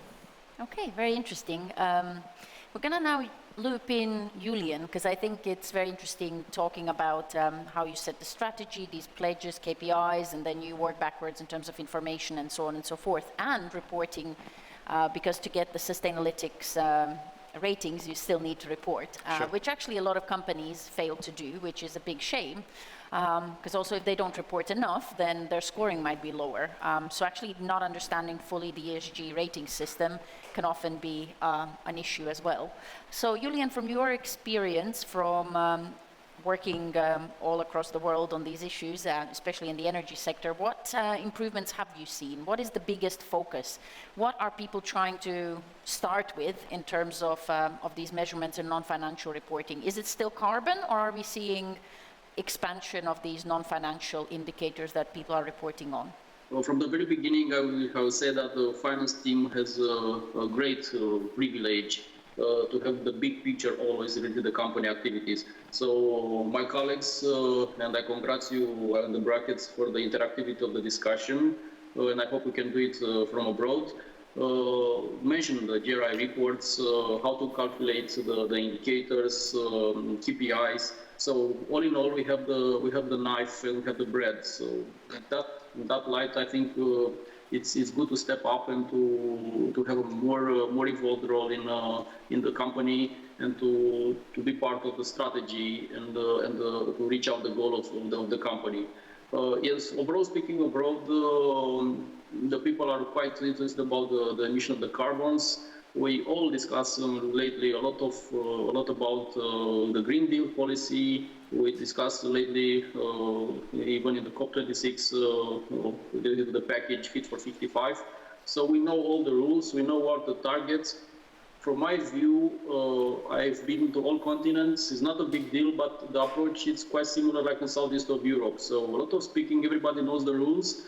Still pending the action plan to be put in function. So this is my view. I'll try to stay optimistic, but realistic speaking, I'm trying to push up the things and to encourage the company to be more proactive, and the financial teams. As ECCA members, I'm a little bit jealous for the other functions that are quite more involved in the company life. So I think our role is to step in and to be more involved in not only reporting and to use these indicators and to put in function and to come with some proposal that should be part of the strategy in reaching the goals of the company.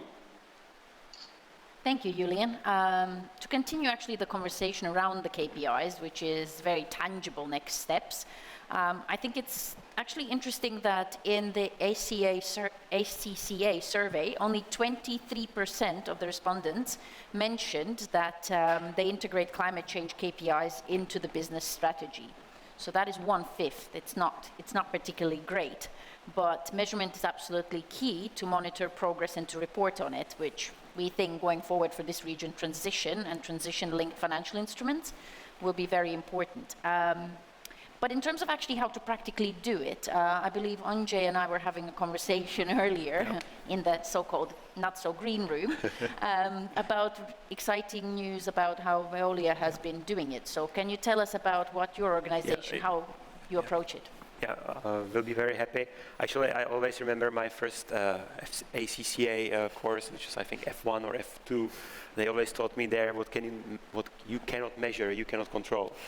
So it always sticks in my head. So when I spoke with our Czech CFO or like a local CFO, we were kind of always discussing how when we have a project, any type of a new project that we actually have on the table, like like investment project, we always have 18 KPIs that are set from the business strategy, and we have to answer them in order to see if the project actually makes sense from our strategy as Veolia globally, that we of course approved here locally and implemented. And it's very difficult because from our financial perspective, we are like used to say, okay, my return on investment is 1, 2, 3, 4, whatsoever, but we are not able to speak the language of soft KPIs in a way that what it will bring to the public, to the local community, to the stakeholders somewhere in the US or in French market and stuff like that. So it's very difficult to take into consideration these KPIs that are not really like hard, but they are soft, but then actually they pretend to be hard at the perspective that we have a sustainable business strategy. And we really have to now, this year, and then as of now for the future, we always have to answer these 18 questions, which are based on our 18 KPIs that we have for business strategy. And trust me, it makes the life slightly more difficult for us in a way that it's completely different area that like we finance people are not used to it at all, to be honest. Interesting. Talking about setting KPIs and looking at these different indicators, I would like to ask Jan, so we do have also social taxonomy coming from the EU side, right? So this is already thinking about the future, not retrospectively thinking about the green taxonomy that we are still arguing about. So I'm wondering, in terms of setting KPIs and reporting on ESG, so environmental social governance criteria, do you believe that there are certain things, certain indicators that people in this region should prioritize? Are there, for example, 10 more urgent ones to report on and figure out, which are more material to certain industries? Or how do you think the context influences the choice of the indicators or the approach to sustainability reporting? Yeah, well, as I said, I mean, we as a Central and Eastern Europe, specifically in the Czech Republic, we are really like a heavy emission type of economy, so we tend to focus really on the environmental part, because to decarbonize will cost us a lot, even compared to other countries, and we tend to spend less focus on the other ESG criteria, including the social one. I agree with you, this might actually change when the EU Commission will come up with their new targets for the S criteria, for the social based. But I think more and more companies are, and I agree with Philip, that it's actually quite hard for even for the general audience to get themselves oriented. What does it mean, this target, these KPIs? We need to find the way that they are somehow unified, yeah? Because otherwise people not tend to believe that this company is actually doing something, because they are using this kind of rating, they are using different rating agencies, they are doing different methodology. This is EU taxonomy compared to US taxonomy, and it's a bit of a mess, yeah? So I agree, there's something needs to happen.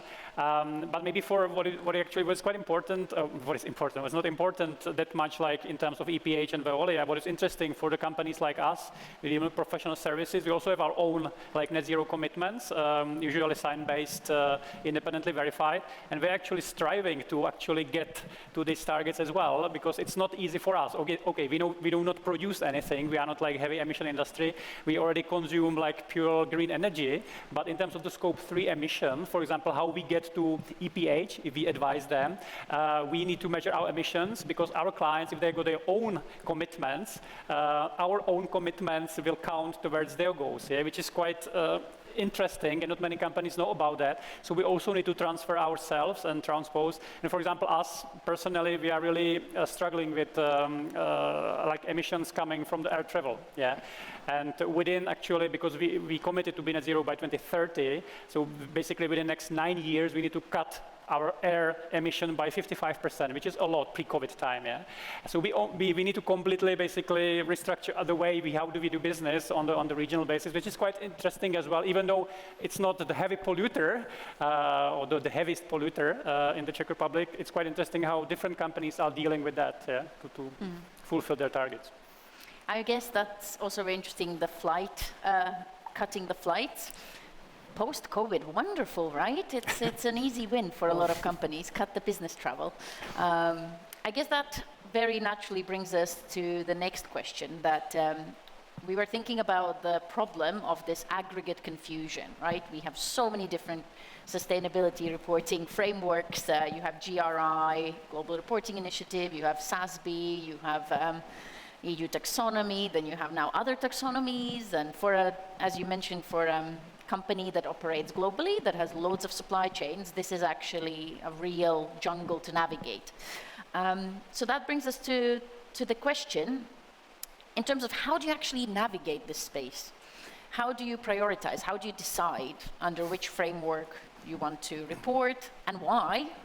And also, how do you tackle supply chains? Because everybody works with supply chains. It's inevitable. And in this region, a lot of businesses are dependent on the supply chain model. So I think with that question, maybe we can start with you, Philip, and then we're going to loop in the others. I mean, if you'd rather have us sit and think about it, we can jump to somebody else. Oh, I can probably tackle it. Again, how we did it. We started from the little, and we started to pretty much like build on it and increase the pensum. So, and with that, I need to say that what helped a lot was the ESG rating agency feedback, right? Because you all of a sudden, you report per GIR, at the same time you have SDGs, and you know upfront that simply you do not have all the KPIs to report. Like, for example, we do not report Scope 3. You know, it's, right now, I mean, it would be almost impossible. As well as for suppliers, it's a big hassle. I mean, it's completely, you know, specifically in the Czech environment and also in the foreign environment. I mean, not because we are spread all over Europe. So it's fairly difficult because you are, if you are to report on suppliers, then you simply need to select suppliers that are able to report, but that's not always possible, is it? So you know, it's simply the variety, and we then started to filter out and filter in KPIs as we were going through the process again over years. I think EPA Sustainability Report for 2020, it's probably the 5th one. Yeah, in a row. So if you would be comparing, you know, those sustainability reports over years, you will be simply seeing, you know, that the first one was, you know, kind of like not that sexy as the, you know, as the newest one, and still there is like, you know, room for improvement. Great one. So this is how we did it. This is how we did it, and you know, at the end of the day, we deliberately excluded some KPIs because we say, well, you know, then we would not be doing anything else than reporting. You know, specifically some of the social ones. You know, these are really difficult ones, and the supply chains. That's also difficult, extremely difficult. But we know we will need to do it. We will need to step into it. But probably there will need to be some progress in that one. I mean, it will not happen simply overnight.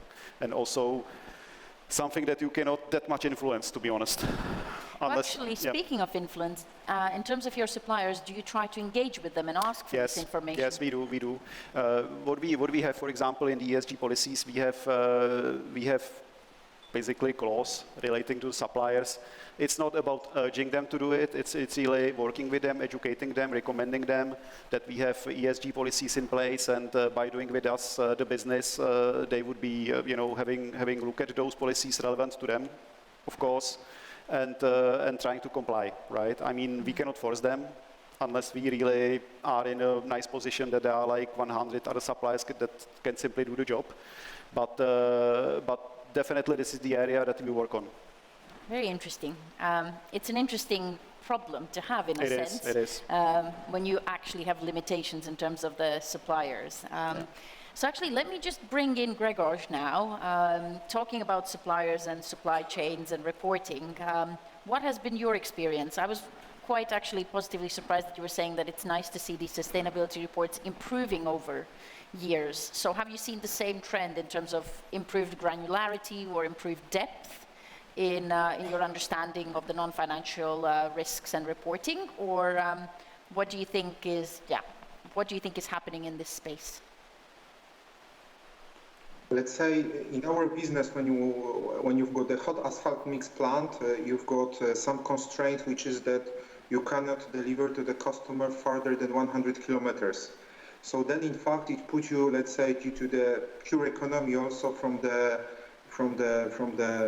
environmental point of view, you cannot deliver farther than 100 kilometers. And the same, you've got the same constraints from the suppliers, because when you want to produce the hot asphalt mix and then you want to build the roads, you cannot deliver the aggregate, which is the part of the production from the distance longer than 300 kilometers, because the cost of transport is too expensive. Also, when you deliver the bitumen, which you need to take from the refinery, in fact there is only two in Poland, is Lotos and Orlen, so then you are also constrained by the cost. So in this case, I would say that we've got here a little bit different situation, because economy here is so painful that from other sides it's give very positive result for the let's say CO2 and ecological effects. But then, of course, this is our main, let's say, input. But then also, when you build the road, you also got the local suppliers, which use different subcontractors.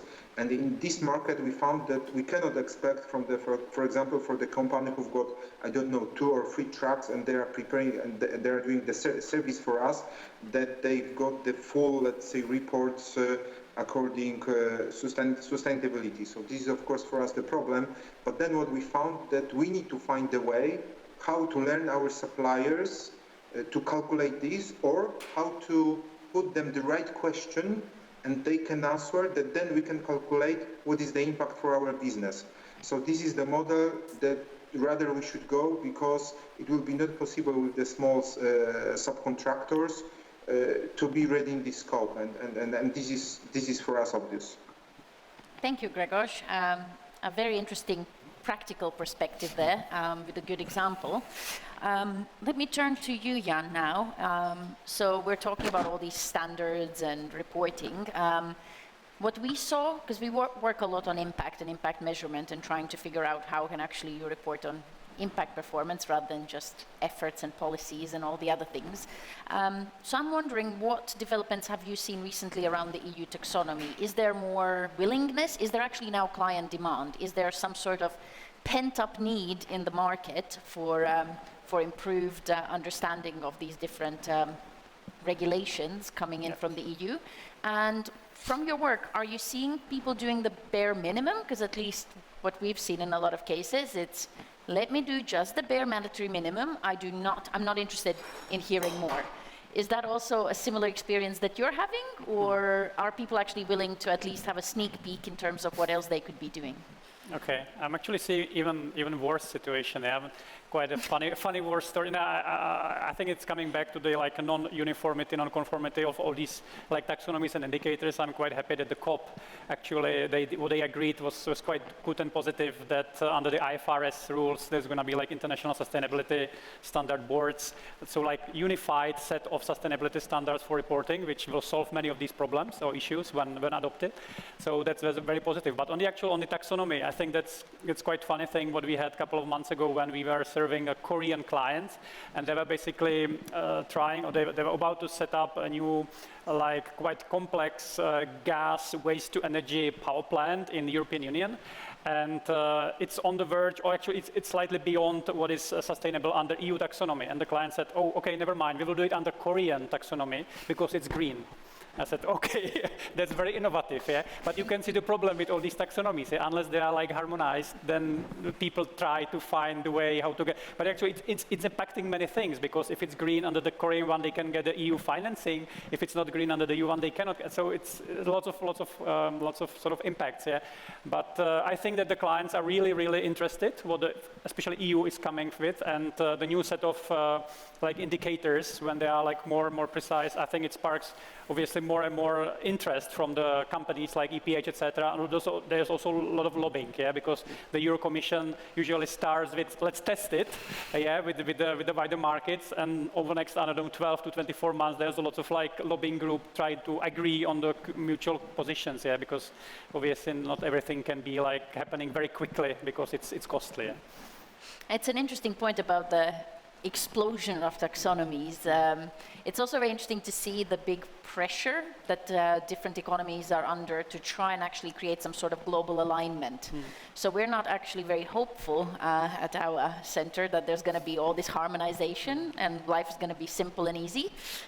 I don't think it will be, but I think there's going to be a global alignment. And I think that also a very interesting thing is that for whoever understands the different taxonomies and all the different landscape on a deep level, there's definitely a market out there because not very many people have that expertise. So I think that's another competitive advantage that I guess people can build up. Because I think even going forward for finance professionals, if you can add any ESG or any kind of non-financial element, that's immediately interesting. That's a brownie point. And apparently better pay rises. So let's now loop in Julian, because my next question will be more about greenwashing. So we have seen a lot of criticism around greenwashing. It's a big topic, but what we've also seen is a bit of risk, reputational risk. It's a big rise in terms of ESG rating agencies. What they do is they start looking at data that is outside self-reporting. So that means controversies in different languages, in different media, so on and so forth, and that can bring your rating score down. And of course, with growing technological advances, all sorts of improved tools, we're getting more and more transparency. So is there actually an advantage, Julian, from what you've seen in avoidance of greenwashing? And is the greenwashing space itself changing in terms of public affairs, PR, so on and so forth? And what do you think is the current trend and what we might see in this decade in this space? Yes, if you allow me a little bit, you mentioned earlier the harmonization, so I will take the opportunity to refer a little bit to the KPIs used, and I will split the discussion in two parts of my life, because I've seen your speakers try to explain, and it was quite interesting from each perspective of each company. So it's quite good to learn from Veolia, another company, consulting company, to how can you deal with the challenges and the new set of indicators that are coming over the UE. So from my side, if you allow me, I will split into from two perspectives these KPIs. Come back to your previous question. The first one is the corporate approach, that it's over the world quite similar, and they're trying to harmonize, but not always it's working. So they are referring to the 17 Sustainable Development Goals of the United Nations, with, of course, with the focus on the responsible consumption and production and affordable and clean energy. However, they put in the lights no poverty or gender equality as well. From the small enterprises perspective, I will refer to the small business, consulting business, which is doing non-refundable financing services for renewables, with what I'm doing now. And here it's quite challenging to harmonize the approach. We have, for instance, in our portfolio, a company from Czech Republic that are acting in the renewables business. And it's quite challenging to adapt, even that we are very close in terms of the region. The standards, the approach, the referring to the EU taxonomy, the reporting standards. So that's why it's a challenge for each of us, and that's why I prefer to come with some specific example. So even that for the small company, consulting company, we don't have yet some KPIs or some reporting standards. We're trying to learn, and now I've seen some different approaches that I encourage to learn from each company or my team. I'm not sure if I was quite 100% to your question, but I would like to highlight this question, which from my perspective, was very, very interesting before. Thank you, Julian. I believe you also were wondering, because in the conversations that we had in the build-up to the panel, you were quite interested in also bringing on the EU Green Deal, because that essentially will shape and form and affect the real economy in Europe. And I think it would be very interesting to hear from you. What do you think are going to be the main developments in the energy markets and the policies? Because what we have currently is a bit of a worrying situation with energy prices. So it would be very interesting to hear your thoughts on what you see as the next developments or what we might be seeing in this space. Thank you for the question. Yes, I've written some article about this topic because I don't know how it's in Czech Republic, but here in Romania it was quite challenging, the increasing of prices, and nobody understands by the end of the day what's happened and what is the reason that has happened, what happened in the Europe overall speaking and overall in the Mapamon. So just a short introduction, like the energy sector is related to the production, transmission and distribution process. And directly this sector employed around 1.5 million people in the European Union, and they are producing 250 billions for the economy of the sector, which represent 4% of the non-financial economy in the European Union. So from the energy perspective, the European Commission's long-term goal is to make Europe the first climate-neutral continent by 2050. As all the speakers know already in the audience, one of the challenging packages is Fit for 55, when all EU members should ensure by 2030 the level of greenhouse emission to be reduced by 55% compared to 1990. So here the trend for short term, if you ask me, would be challenging for all Europe because we are not prepared for this transition. This is my view, I assume what I'm saying. And I love to hear from the previous speaker that the transition cost us a lot. So I 100% approve this mention because we are not prepared. Here in Romania, I don't know how it's in your country, we're in Poland.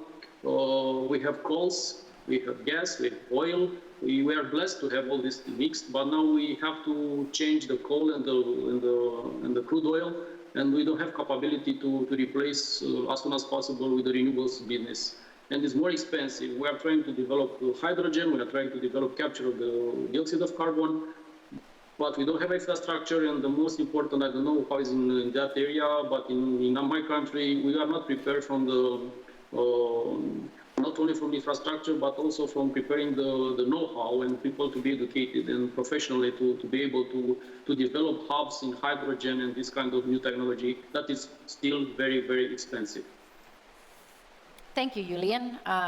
Good point about the transition, that we have different starting points across different regions. But if you look at impact measurement, there's actually a lot bigger impact to be had here than at some richer countries where the frontier is a bit different. We do have one question also from the audience. Just to remind people, if you want to pop up a quick question, please do. You can also, of course, catch us afterwards, after the panel, if you want to quiz some of the speakers closely. If they're staying for long enough, you might get that option as well. Since we're nearly out of time, let me just ask that question that we've received from the audience to all of you, because I think it's actually a very good question. It asks about what support do organizations, the organizations that you sit in, what support do you need for this journey to help clients, to help yourselves, to help partners? What are the main needs that you're facing? And what is the biggest challenge that you face in trying to make that next step? So what is it? Is it data? Is it expertise? Is it skills? Is it something else? Is it political will that exists in organizations? You tell us. So we'll start with you, Andrzej, please. Okay, so from my perspective, what I see is what would really help the change, even in our organization or in general, is a proper education. Because I think without educating people, and I think one of the colleagues from ACCA already said it, that the education is there in order, or the Z generation is there actually asking for the change. And especially in utility business, you are working with people that are quite of an age already. And it's very difficult to move them to step out of the current processes, out of current roads to something that is new, that is completely different. And since you are not educating them at all, it will be very difficult to change their minds that there should be something done completely differently. And it doesn't have to be solely about like the E side of what we are talking about, but if you are looking at the social aspects of the people we employ, what communities we can serve. This is everything that we shall have to take into consideration. It's not about the economy or environment as such, it's more about also the social aspects, especially from the local perspective, because the strategy that we are working with are most of the global strategies. We are just compiling, we are just following the strategies, but we have to make it here up and running and like live with what the strategy was set. So from my perspective, it's the skills and education, and actually education can provide you with the skills. And I think this is what can help us the most. Yeah, we keep meeting that same problem of education and better understanding. So, Philip, if we can ask what your thoughts are, please try to keep them brief, and then Grzegorz after. Sure. So let me look at it externally.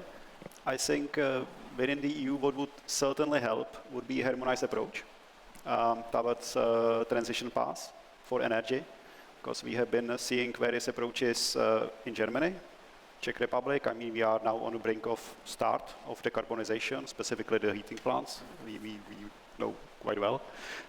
France, UK, completely different approach, right? And then we all of a sudden see ourselves in these like energy crises that we see now, like prices of gas well over 100 per megawatt hour. It was even more, so completely different world. You know, if I would say like 1 year ago when the gas prices were between 16 to 20, that we would be seeing 80 plus, 100 plus in 1 year time, I would be just smiling, laughing, and it's there. And I think it's really a result of uncoordinated approach.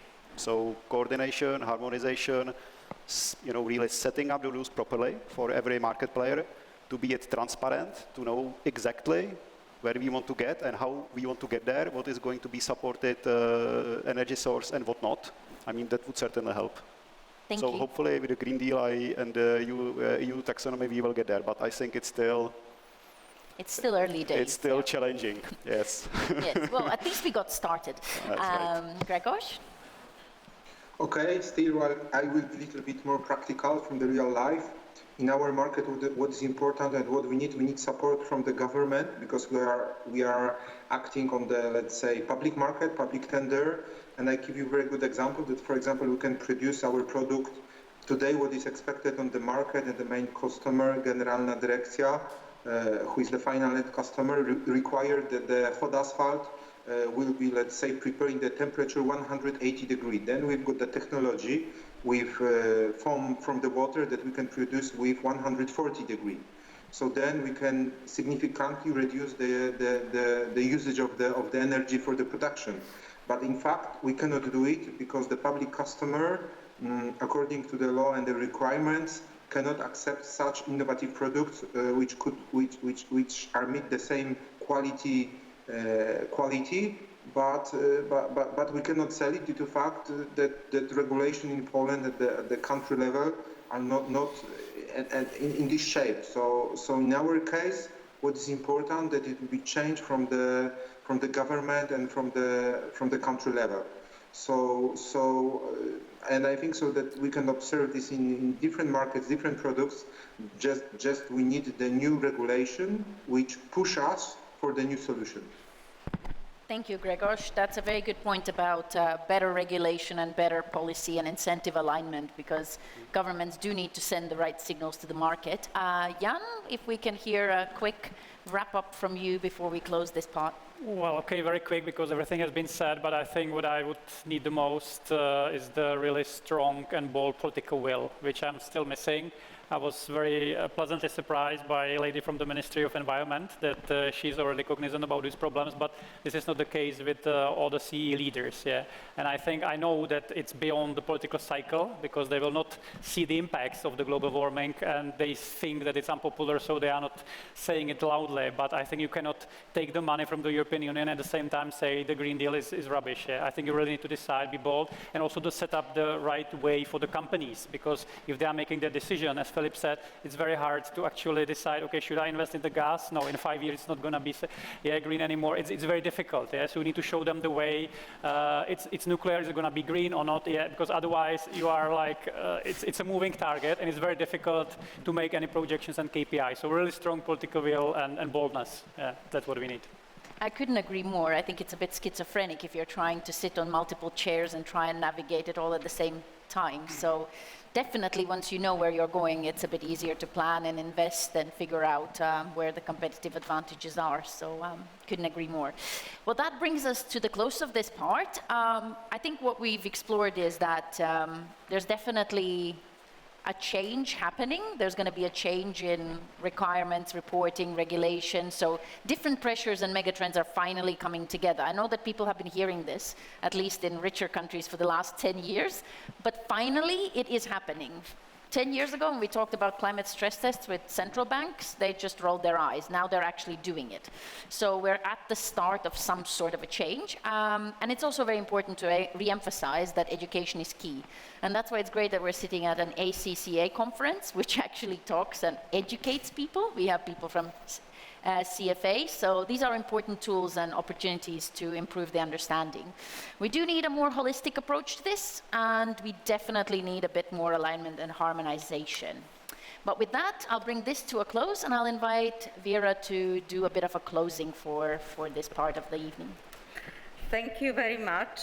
Thank you very much, Linda. Thank you, all the panelists, gentlemen. I would like to thank speakers that actually participated at today's event. I do hope that each of you that attended is bringing at least one idea of what you can do at work. Honzo, you mentioned carrots and sticks, so I do hope that you get some ideas for what the carrot may be in motivating the leadership. We also heard mention the comparison with digitalization. I think unlike the digitalization, this topic is much more political, unfortunately. So it's much more complex, but just by saying how many people attended today, I think we are at the right start and we are at the right path.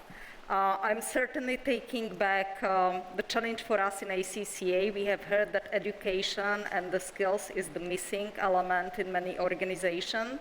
So we will incorporate this into our own commitments. And I do hope that we will have other events where we can follow up in this discussion. So thank you very much for all of you that have enabled us to have this event, and thank you for all joining. I would at the end like to mention that the recording of today's events will be available on the platform through which you registered on meeting 15, so anyone who would want to see the recording, it will be available. I would also like to point to our Sustainability Hub that is available on ACCA Global, so if anyone wants to hear more or dig into more details into what has been said today, please have a look on the Sustainability Hub. At this point, I would like to say goodbye to those that have joined us online. For those of you who have actually come and visited us and joined us here in O2 Universum, I would like to invite you for some refreshments and further discussions with our panelists and speakers next door.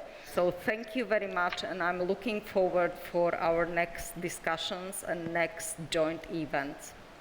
Goodbye. Goodbye.